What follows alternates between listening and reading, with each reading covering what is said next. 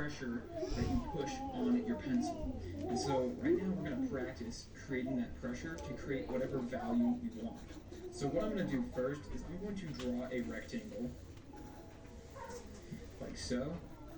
And then what I want to do is I want to create my value spectrum within this rectangle. But we're not going to break it down into separate sections like we saw in Photoshop.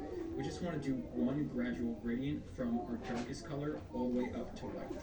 So let's go ahead and do that. So basically we just want to start by pushing pretty hard down here. And then we want to slowly get softer as we get up to this other side.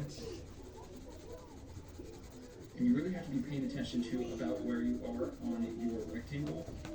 And you have to pay attention to how hard you're pushing. Because when you get back right about here in the middle, you want to have your midtone. And as you're getting over to here, you want the middle tone between this midtone and white. And then it's the same on this side. When you get to about middle here, you want it to be basically the midtone between this dark color and the midtone. Now, even this still isn't looking perfect, so we can continue to keep shading it in until we get it looking correct, because we want it to be as even as possible.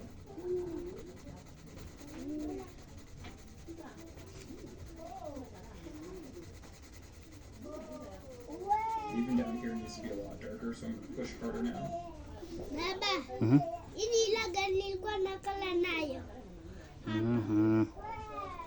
So angalie, sasa unaniuliza alafu. I think that looks much better. So now we have a nice gradual gradient from our darkest color all the way to our lightest color. So I want you to practice this so that way you can get really good control of your pencil. And now what I want to do is I want to go over drawing a sphere again, but we're going to break down the different values within that sphere. So let's go ahead and start with drawing our circle.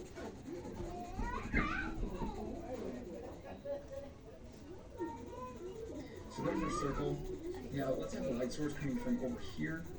And then let's go ahead and start adding in our shadows. So I'm going to add in my shadows about here. And we want to make sure that we're using cross contouring, so it's going along with the form of the shape.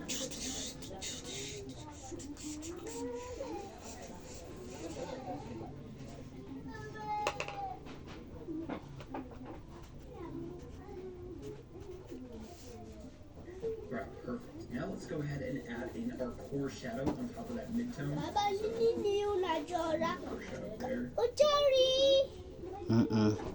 Nachora ile.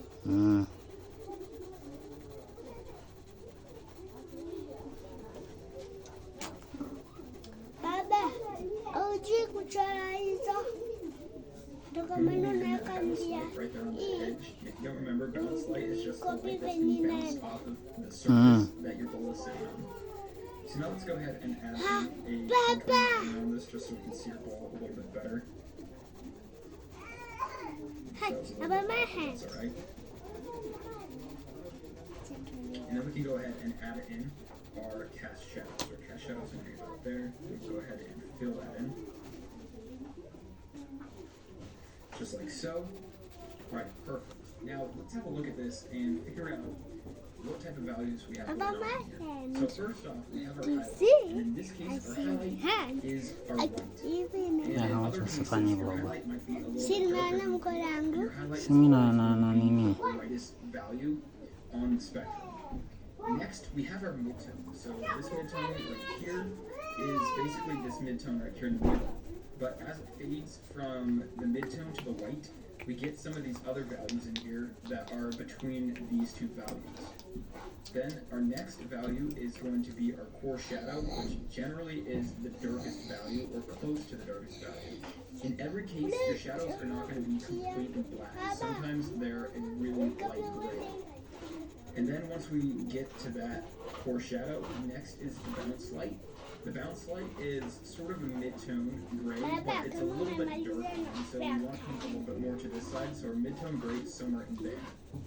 And then next is our cast shadow, and our cast shadow pretty well matches this core shadow, so it starts out as a dark black, and then as we get to the end, it fades into more of a mid-tone gray. So what I want you to do is I want you to start viewing things not only as geometrical shapes and forms, but now I want you to start viewing things in their values. So when you look at an object, I want you to start thinking about what's the value of the object. For example, this blue pencil, even though it's blue, it has a darker value than this white paper. And you can tell because if you squint your eyes and look at this image, the blue pencil and the white paper, they definitely stand out, and there's a lot of contrast between them because of the difference in value. There's all other types of objects, such as this pink eraser. The black area on the pink eraser is a lot darker than the pink part, and so the pink has a lighter value than this black area. So definitely start looking at things in that way, and it'll really start changing the way you create artwork. Alright, that brings us to the end of this lecture. So in this lecture, you learn about contrast and the contrast spectrum, and how it goes from black Baba, all the way up tunaona to mimi white, nachukua and kala there's every zinanionyesha. single value in between. So don't forget that value is one of the most important parts when it comes to drawing. More. Value gives you your highlights and shadows, More. and it also gives you contrast. More, yeah. And without contrast, More and artwork more would and not more. look very good. More And in and the more next few and more. lectures, we're going to get more into contrast and how it works and why it makes things look so good. More.